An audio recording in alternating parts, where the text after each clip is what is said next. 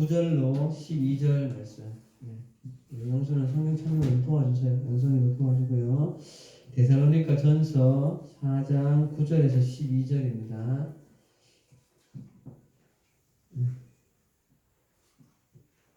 앞에 화면에도 말씀 나오니까 그렇게 좀 읽고 봅시다. 9절을 제가 읽도록 할게요. 형제 사랑에 관하여는 너희에게 쓸 것이 없음은 너희들 자신이 하나님의 가르치심을 받아 서로 사랑함이라.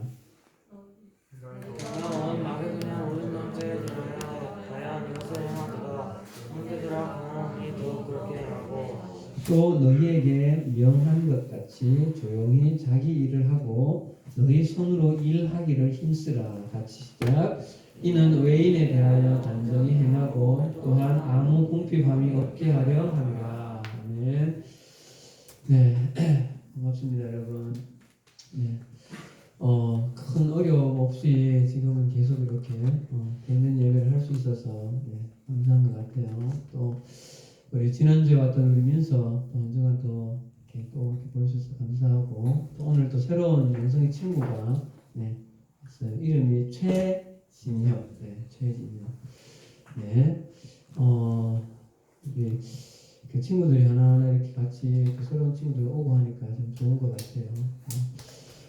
그동안 이렇게 전체적으로 보면 이쪽에 조금 많은 친구들한테 여기가 조금 부족했는데 이제 여기도 거의 이렇게 찾네옵니다. 감사해요. 진양아 이제 계속 오자, 알았지? 약속. 알았죠? 지금 짧은 한 30분 남짓 이 시간이 아마 여러분들이 솔직히 주중에 내가 설교를 찾아 듣는 사람 거의 없잖아 지금. 맞죠? 우리는 가끔 찾아 듣지? 그러니까 지금 요 30분이 여러분 일주일에 그 24시간 곱하기 7 하면 얼마나 되는 거지? 그 많은 시간 중에 유일하게 설교를 듣는 시간이에요. 그렇죠? 집중해서 이 말씀을 잘 좀 경청했으면 좋겠습니다. 지난주까지 우리는 이 성이라는 한 주제를 가지고 무려 3주에 걸쳐서 이렇게 좀 생각을 했어요. 7절 말씀에, 지난주에 봤던 7절 말씀에 이런 말씀이 나와요. 7절 넘겨주세요. 하나님이 우리를 부르심은 부정하게 하심이 아니요 거룩하게 하심이라. 이 말씀은 지난주 특별히 이렇게 보질 않았는데, 우리 이 말씀 속에서도 지난주에 서두에 함께 나누었던 예수 그리스도의 그 구속하심과 하나님의 나라의 관계에 대해서 이 말씀 속에서 이렇게 다시 좀 생각할 수 있는 것 같아요. 하나님이 우리를 다 같이, 그 다음 뭐예요? 하나님이 우리를 부르심은, 그죠? 이 부르심이라는 말은 지난번에 몇 번 이야기했는데 어떤 의미라고 그랬죠? 여러분들 초등학교 때 친구들이 내 생일잔치에 와 하고 뭐 줘요? 초대장을 주는, 초대하다는 의미예요. 특별히 여기에는 조금 더 구체적으로는 이름을 불러서 초대한다는 뜻이에요. 이게 신약 성경에 오면 어떤 말인가 하면 예수님이 어린 양과 목자 비유를 할 때 이런 이야기를 해요. 목자가 양을 안다. 그래서 양의 이름을 불러내어, 이런 표현이 있어요. 그때의 그 부른다는 의미와 같은 거라는 거죠.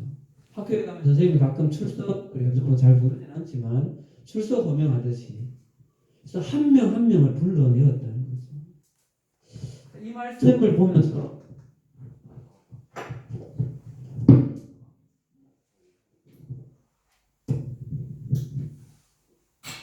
다음 12절에 이 말씀이 생각나는 거죠. 이 말씀을 자주 인용해서 이는 너희를 모아사 부르사. 조금 전에는 거룩하게 하셨다는 것이고, 그 거룩하다는 의미가 이 말씀에는 자기 나라와 영광에 이르게 하시는 하나님께, 그러니까 하나님의 나라로 우리를 초청하신 것이 우리를 거룩하게 하신 것이라고 이렇게 할 수 있다는 거죠. 그래서 지난주에 봤던 이 예수 그리스도를 통한 이 구속이라는 것이 우리 지난주에 4단계 거쳤잖아요. 그죠? 영찬아 집중해서 빨리 넘겨야지. 이럴 때는 집중해 주세요. 이 네 단계를 거쳐서 다시 봅시다. 우리는 죄로 완전히 타락했다. 인간은. 그리고 인간뿐만 아니라 그 영향을 받은 피조세계조차도 전적으로 타락하였는데 예수님의 자신의 생명을 십자가에 죽으신 이 대가 지불로 인하여서 이 죄의 영향력 아래서 우리는 완전히 자유케 되었다. 오늘 조금 더 나가면 그러면 어떻게 해서 죄의 영향력 아래서 자유케 되었는가를 좀 이렇게 나누면 여러분 예수 그리스도께서 오셔서 십자가에 죽으시고 부활하심으로 죄의 권세를 뭐 하셨다? 이기셨다는 거죠. 그 죄의 권세의 아래 놓여져 있던 우리 인간들을 예수 그리스도가 죄의 권세를 이기심으로 말미암아서 우리에게 그 영향이 온 것이라는 거죠. 이거를 창세기에서는 어떻게 말씀하고 있는가 하면 창세기 1장에 가보면 3장쯤인가 타락한 이후에 이런 표현이 있어요. 여자의 후손이 뱀의 머리를 상하게 하고 뱀은 여자의 후손의 발꿈치를 상하게 한다. 이 표현이 예수님의 오실 것에 대한 이야기이고 뱀의 머리를 상하게 한다는 것이 죄의 권세를 이긴다는 표현으로 해석을 하는 거예요. 그런 의미 때문에 죄의 영향력 아래서 자유롭게 되어진다는 것이죠. 누구에게? 예수 그리스도를 뭐하는 자에게? 믿는 자에게. 그래서 예수 그리스도를 믿는다는 것은 하나님의 자녀가 될 뿐만 아니라 하나님의 나라로 우리의 소속이 옮겨가게 되어진다는 이런 이야기들을 쭉 지난주 조금 함께 나누었어요. 자, 그렇기 때문에 어쨌든 우리에게 하나님의 나라가 이 땅에 임하였고 하나님의 나라는 미치지 않는 영역이 존재하지 않는다.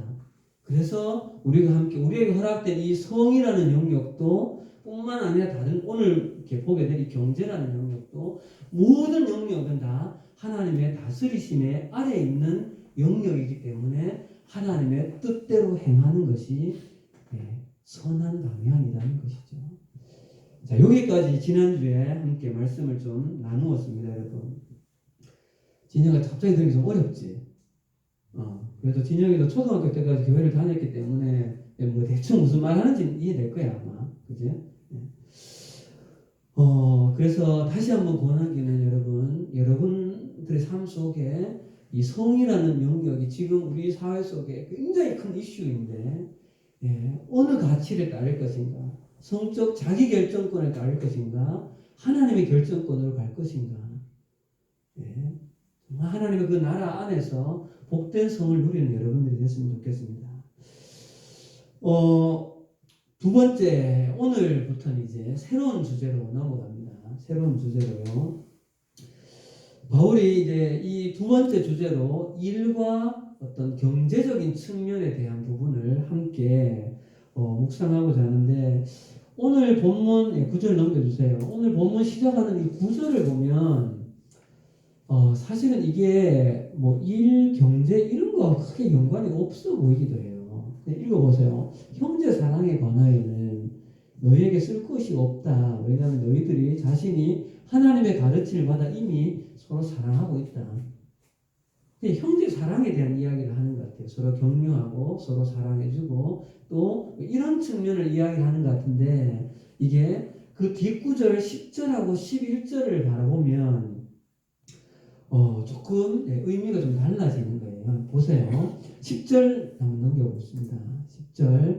10절 11절에 보면 너희가 온 마게도냐 모든 형제에 대하여 과연 이것을 행하도다. 형제들아 권하노니 더욱 그렇게 행하고 또 너희에게 명한 것 같이 조용히 자기 일을 하고 너희 손으로 일하기를 힘쓰라. 여러분 10절에 보면 너희가 온 마게도냐 형제에 대하여 과연 이것을 행하도다. 이것을 행한다는 게 뭘 말하는 걸까요? 문맥의 흐름을 보면 9절에 뭐 했다는 거예요? 그 형제들을 사랑했다는 거예요. 사랑했다. 이 문맥의 흐름을 보면, 그러면 여기서 마게도냐 형제는 누구고 이것을 행했다는, 사랑을 행했다는 것이 도대체 뭘 말하는 걸까요, 여러분?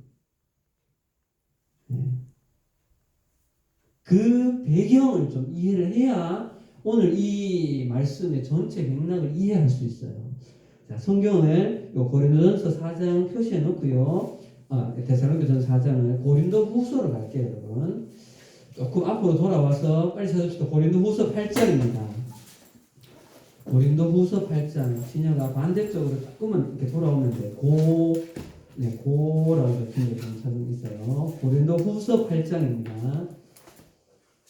요거는 앞에 PPT가 없어서 찾아야 돼요. 님들 찾았나? 찾았어요? 오케이. 찾았나? 그렇지. 그래도 이 교회 짬밥을 먹었기 때문에 성경을 찾네, 봐봐라. 자, 1절부터 5절까지예요. 제가 1절, 여러분들 2절 교독합니다. 형제들아, 하나님께서 마게도냐 교회들에게 주신 은혜를 우리가 너희에게 알리노니. 2절 시작. 하나님 안에서 마음에서 그들의 넘치는 기쁨과 희망하나니 그들의 평안한 연보를 넘치도록 하여 하였습니다. 내가 증언하노니 그들이 힘대로 할 뿐 아니라 힘에 지나도록 자원하여. 4절 시작.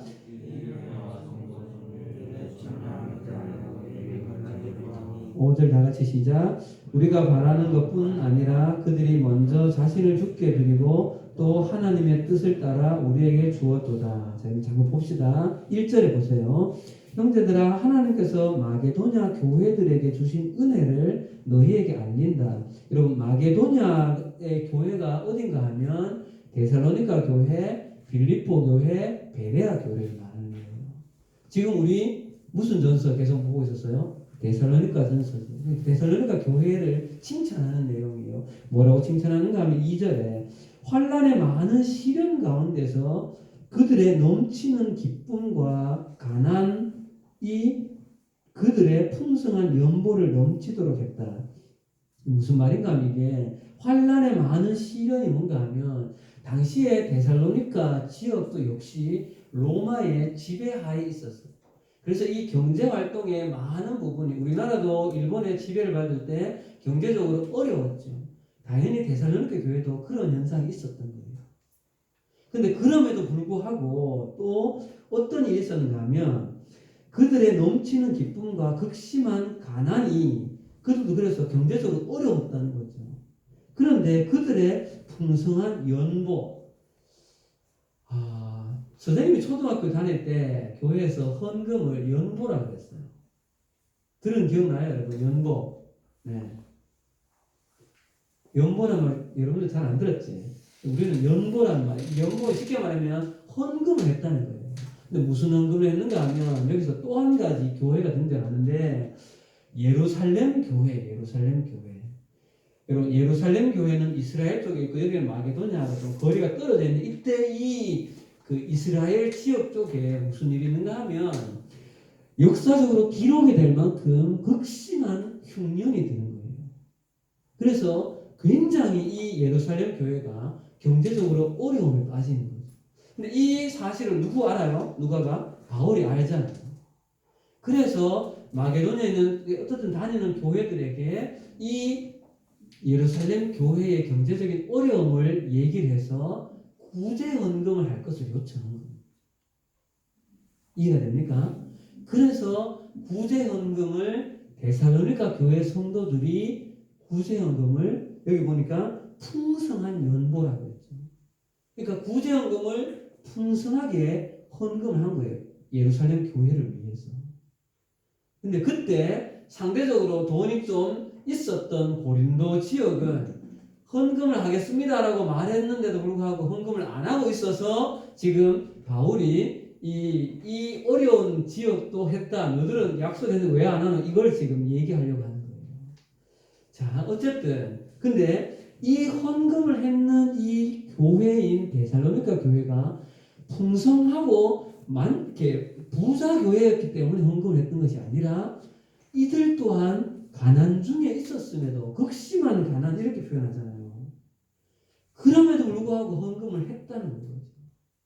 그래서 오늘 너희가 사랑을 그렇게 행했다 이렇게 표현하는 거예요. 이해되죠? 네. 자, 이것을 가지고 다시 오늘 본문으로 이렇게 돌아오면 보세요, 여러분. 너희가 온 마게도의 모든 형제 대하여 과연 이것을 행하도다 사랑을 실천하도다 형제들아 구원하노니 하고 원래는 이게 여기 있었는데 이 뒷구절이 어떤 의미가 있는가 하면 이 문맥의 연결을 좀 볼 필요가 있어요. 여러분 우리 구절에는 더욱 그렇게 행하고가 위에 붙어 있는데 원어를 보면 성경의 원어는 이건 뭐 주석학자들이 그렇게 이야기해요. 권하노니란 이 한 동사 아래 이 두 가지가 같이 걸려 있다는 거예요. 그러니까 권하노니 더욱더 그렇게 행하라 하고 이게 별도가 아니라 너희들 그렇게 참 잘했다 내가 권하는데 하고 권하는 내용이 두 가지라는 거예요. 첫 번째 더욱더 그렇게 해라 그리고 권하는데 조용히 자기 일을 하고 너희 손으로 일할 것을 일하면 소득이 생기는 것이잖아요.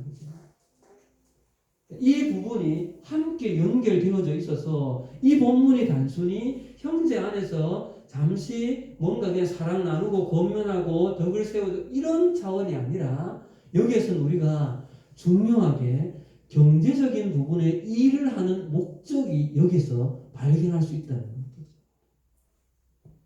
예. 자.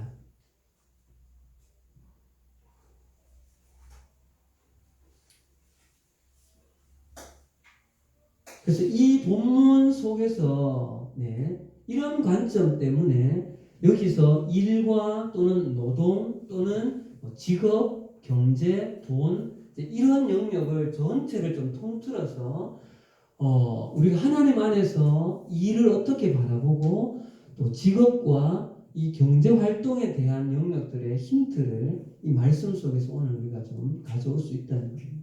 그래서 이번 주하고 다음 주까지 이번 주는 이 우리가 일하는 것을 직업을 이 성경적인 의미 안에서 어떻게 우리가 바라보아야 되는가 이것에 대해서 오늘 좀 생각하고 다음 주에 한 주만 더 해서 이것이 어떻게 왜곡되어졌고 우리가 앞으로 여러분들이 직업을 가지게 될 것이고 경제활동을 해갈 때 어떤 관점과 어떤 마음으로 이것들 봐야 되는가 이런 것들을 좀 오늘 좀 보려고 합니다. 자, 그럼 여러분 오늘 11절에 나오는 것처럼 첫 번째예요. 너희 손으로 일하기를 힘쓰라고 했는데 여러분 성경에 보면 일하는 것에 대하여서 부지런히 일하라는 표현이 여러 곳에 등장해요. 성경은 게으른 것에 대하여서 굉장히 많은 부분에 정죄합니다. 게을러서는 안 된다. 열심히 일해야 된다는 것을 많이 권면해요. 그럼 여러분 왜 성경에서 열심히 일할 것을 말하고 있을까? 요거를 두 가지 관점으로 좀 봤으면 좋겠어요. 두 가지 관점으로. 자, 첫 번째는 넘깁시다.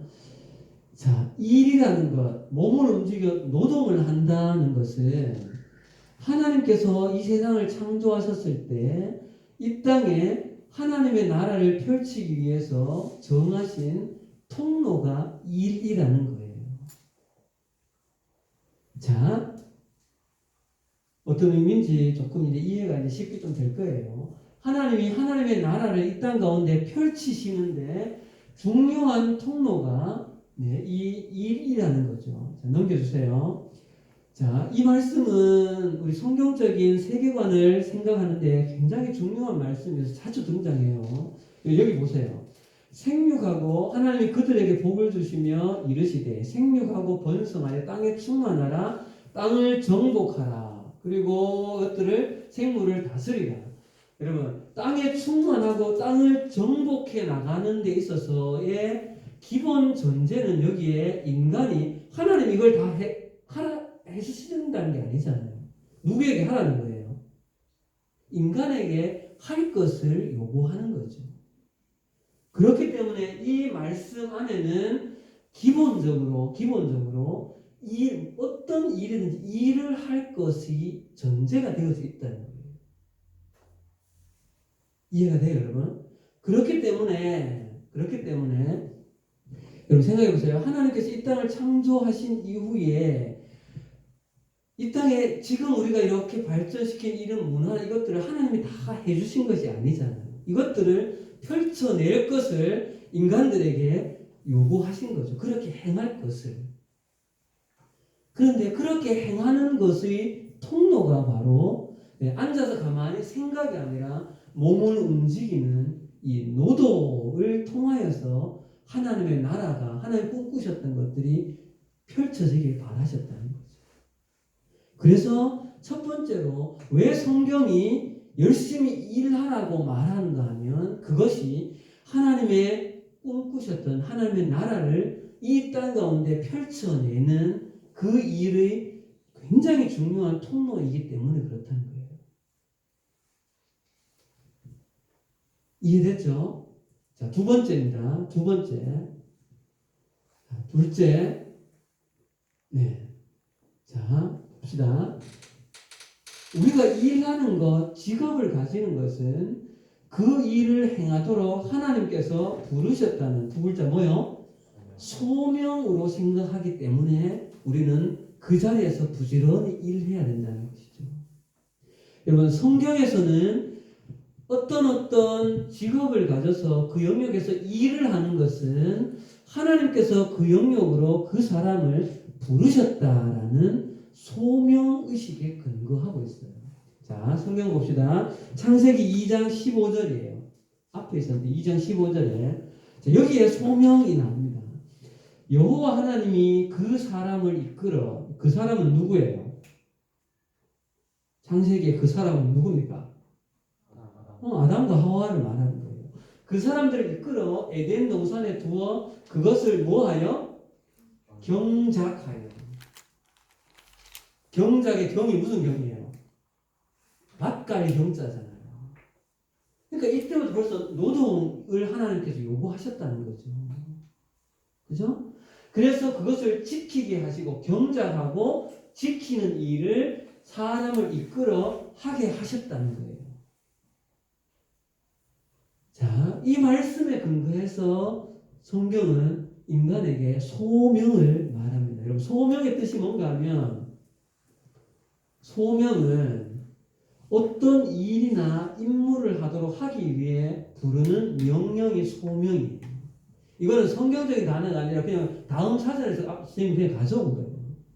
어떤 일이나 임무를 하도록 부르셨다는 거죠. 팀장님이 있는 교사선교회라는 선교단체는 안 계시고 사명선언문이 있는데 그 사명선언문이 뭔가 하면 하나님은 당신을 교사로 부르셨습니다.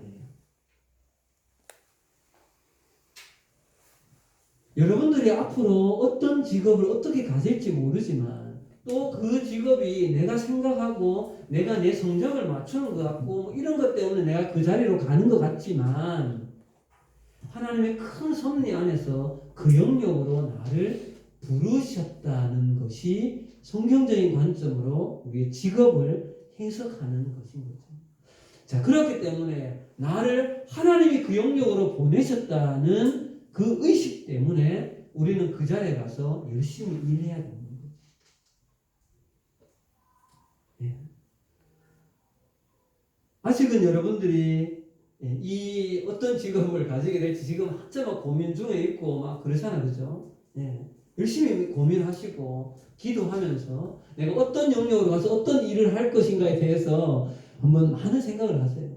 또 최선을 다해서 공부하시고 정보도 찾아보고 그러면서 내 마음에 왠지 나는 이쪽으로 뭔가를 하고 싶다라는 마음에 어떤 소원함이 생기면 빌립보서 2장 13절 말씀이 있는 것처럼 하나님이 그 사람 마음속에 그런 소원함을 주시는 거죠. 내가 원해서 내가 한다는 것이 아니라 이렇게 생각하는 것이 성경적으로 이 직업을 바라보는 내 관점인 거예요. 그냥 내가 내 성적 떼가지고 내가 뭐 하는 거 그래 간다 내가 원해서 선택했는 거라고 생각하는 거하고는 근본적으로 다른 거죠. 그렇죠? 그래서 우리 성경적인 관점에서 일을 하는 것, 직업을 가지는 것, 어느 영역에서 어떤 일을 한다는 것은 하나님께서 그 영역으로 부르셨다는 소명의식을 가지고 우리는 그 일을 감당해야 되는 것이죠. 뭐 팀장님이 알기도 요 친구들 중에 이런 영역 이런 영역을 이렇게 뭔가 꿈꾸는 영역들이 다 있잖아요. 그죠? 몇몇 친구들이 알기도 하고 또 아직 뭐 스스로도 아직 정하지 못한 친구들도 있을 수 있어요. 그럴 수 있죠.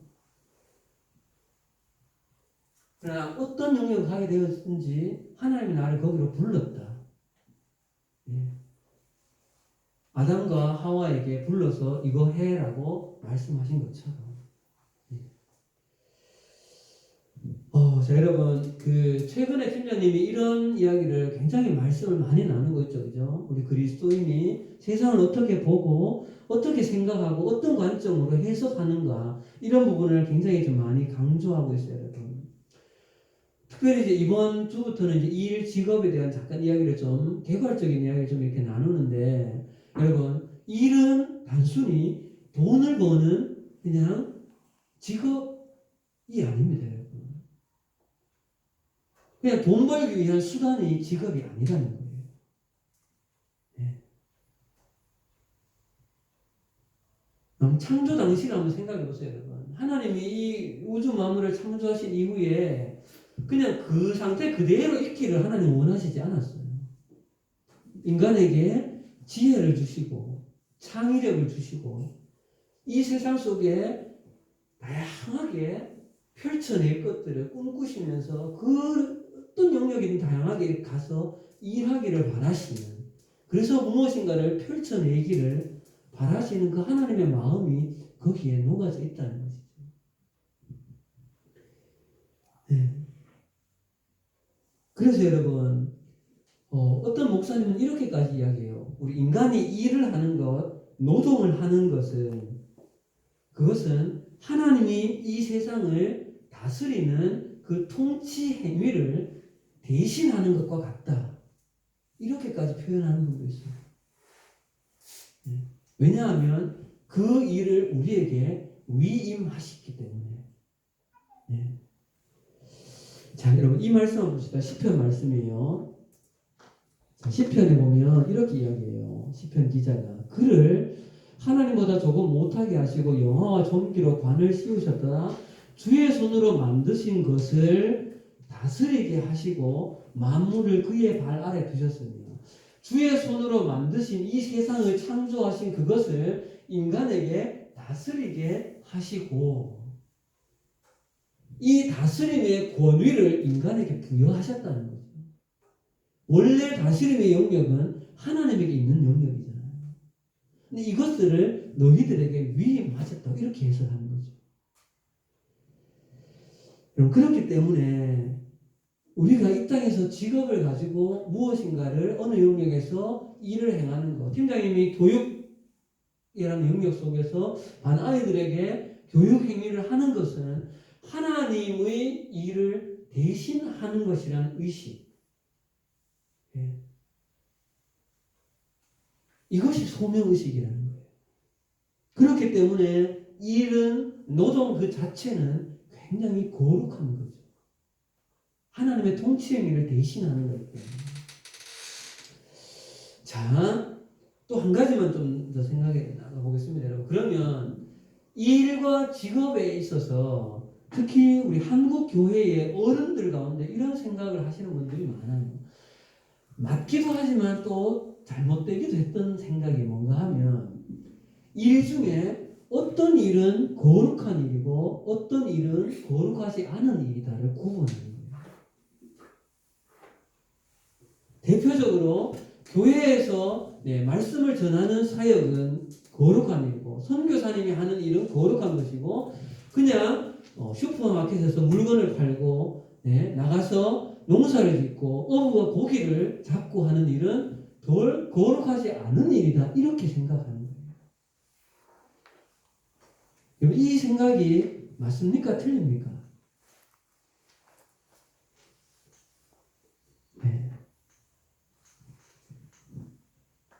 조금 전에 팀장님은 계속 이렇게 말씀을 나누었던 것 이런 측면에서 보면 사실은 그 말은 잘못된 말인 거예요. 우리가 어느 영역에서 어떤 일을 하든지 간에 우리가 그 행위를 하는 것은 하나님의 영광을 위하여서 선한 방향으로 한다면 그 일은 모두가 다 거룩한 일인 거죠. 네.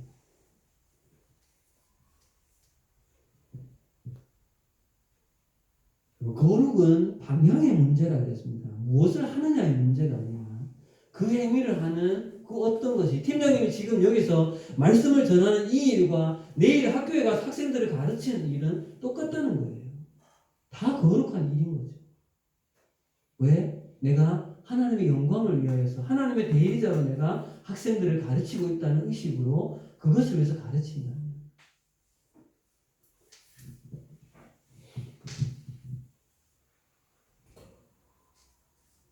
그래서 여러분, 어떤 특별한 사역을 하는 것, 그 자체가 거룩한 일 맞아요. 그것이 아니라는 것이 아니라 상대적으로 그렇지 않은 일을 한다는 것이 거룩하지 않다라고 생각하면 안 된다는 겁니다. 자, 조금 더 나가서 한 가지 주제만 조금 더 보겠습니다. 이제는 일을 하면 여러분 뭐가 생깁니까? 돈이 생기죠. 이 소유권에 대한 이야기예요. 소유권에 대한. 자, 여러분 이 세상 속에 이 경제 체제가 크게 두 가지가 있어요. 우리나라는 무슨 주의예요? 자본주의, 자본주의. 자본주의 말고 또 하나는 뭐 있어요? 네. 공산주의는 정치 체제를 공산주의라고 사회주의라고 사회주의. 지금 뭐 공산주의나 사회주의나 거의 같은 말을 쓰지만 어쨌거나 자본주의는 자기가 일을 해서 벌어들인 돈을 가지고 내가 물건을 구입하거나 하는 것들은 내 것이라고 소유를 인정해 주는 거죠. 그러나 사회주의는 어때요? 그러지 않아요. 그죠? 내가 연락에 일을 해도 다른 사람과 그냥 각계 정부에서 나라에서 수입을 주고 또 모든 것의 주인은 개인 소유가 없는 것이 사회주의인 거죠. 이 지구상의 사회주의를 온전히 하고 있는 나라는 결국 사실 없어요. 그러나 여러분 성경적인 관점은 어떨까요? 자본주의가 맞아요? 사회주의가 맞아요? 아니면 둘 다 아니에요?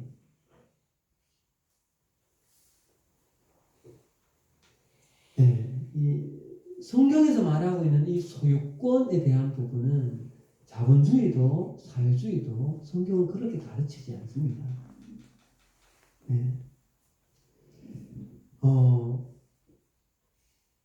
이 땅 가운데 인간이 만들어낸 재물들과 이 땅에 존재하는 이 모든 것들의 원주인은 누구입니까, 여러분? 대답해보세요. 원주인은 누구예요? 하나님이 만드신 거예요. 근데 성경 어디에도 봐도 인간이 하나님과 계약을 해서 하나님께 돈 주고 뭔가를 이 지구를 샀어요? 아니죠. 이 부분을 잘 해석하셔야 돼요, 여러분. 하나님께서 인간들에게 이 지구촌에 존재하는 모든 것을 다 다스리고 관리하도록 위탁하신 거예요. 위탁이 뭐예요? 맡긴 거예요, 맡긴 거. 여기에서 우리 기독교의 중요한 정신이 나오는데 그게 뭔가 하면 청지기 의식이라는 거예요. 우리는 이 땅에 존재하는 모든 것들의 원주인이 아니에요. 부탁받은 사람인 거죠. 그렇기 때문에 내가 몇 시간 가지고 내가 내 직업에서 일을 해서 가지고 번 이 돈 내 겁니까? 내 것이 아니라는 거죠. 근데 인간이기 때문에 그러면 다 하나님께 드려야 되는 것인가? 인간이기 때문에 이 사회 속에서 먹고 살고 이렇게 하는 거죠. 그러나 이 돈은 이것이 하나님의 것입니다라는 그것을 인정하는 표시가 뭐를 드리는 거예요? 10분의 1을 하나님께 드리는 거죠. 그것이 11조예요. 11조는 복받는 통로가 아니라 하나님, 내가 나의 이 물질의 이 전체의 주인은 하나님이십니다를 고백하는 믿음의 표현인 거예요.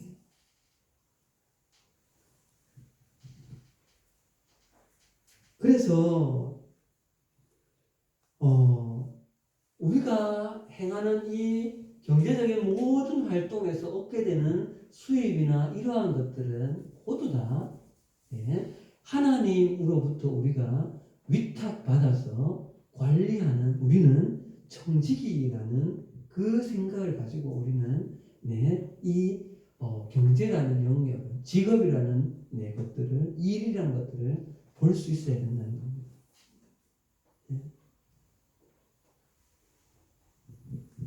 자, 이제 말씀을 좀 정리하도록 할게요. 오늘 데살로니가 전서의 이 데살로니가 성도들이 이 사랑의 구제 헌금을 이 예루살렘 교회를 향해서 했는 이것을 가지고 더욱더 그렇게 해라. 그리고 너희 손으로 일하기를 힘쓰라. 더욱더 힘쓰라라고 말한 이 본문 속에서 우리는 이 일이라는 것이 노동, 직업이 성경적으로 어떤 관점으로 좀 바라보아야 되는가를 몇 가지로 좀 봤습니다. 첫 번째는 우리가 일, 노동이라는 것 자체는 하나님께서 이 땅 가운데 하나님의 일을, 하나님의 나라를 펼치실 중요한 수단이었다는 것, 통로였다는 것. 그래서 경작을 시키신 거죠. 두 번째, 이 땅 가운데 우리는 어떠한 일을 하든지 간에 그 일은 일 자체로 하나님께서 거룩한 것이라는 거. 두 번째, 우리는 그 일을 하나님 앞에서 하도록 부름받은 소명을 받은 자이고 우리는 그것의 온 부인이 아니라 위탁받은 청직이라는 사실을 잘 기억하셨으면 좋겠어요. 그래서 이것이 이제 다음 주에는 어떻게 이게 왜곡되어졌고 여러분들 앞으로 어떻게 이것들을 회복하면서 살아가야 될 것인지에 대해서 말씀을 생각해 보도록 하겠습니다. 기도하겠습니다. 주님 감사합니다.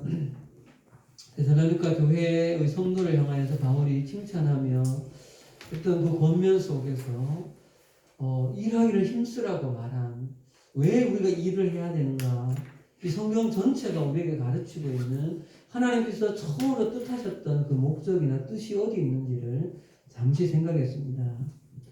하나님이 중고등학교 시절에 가치관이 생겨져 가고 있는 이때에 이 바른 가치관을 우리 하는 친구들이 잘 인식하게 하시고 또 이 관점으로 세상을 보고 스스로를 보고 그럼을 말미암아 그 속에서 정말 선한 풍성한 삶을 살아가는 우리 중고등부 친구들과 선생님들이 될 수 있도록 축복하여 주옵소서. 예수님 이름으로 기도합니다. 아멘. 우리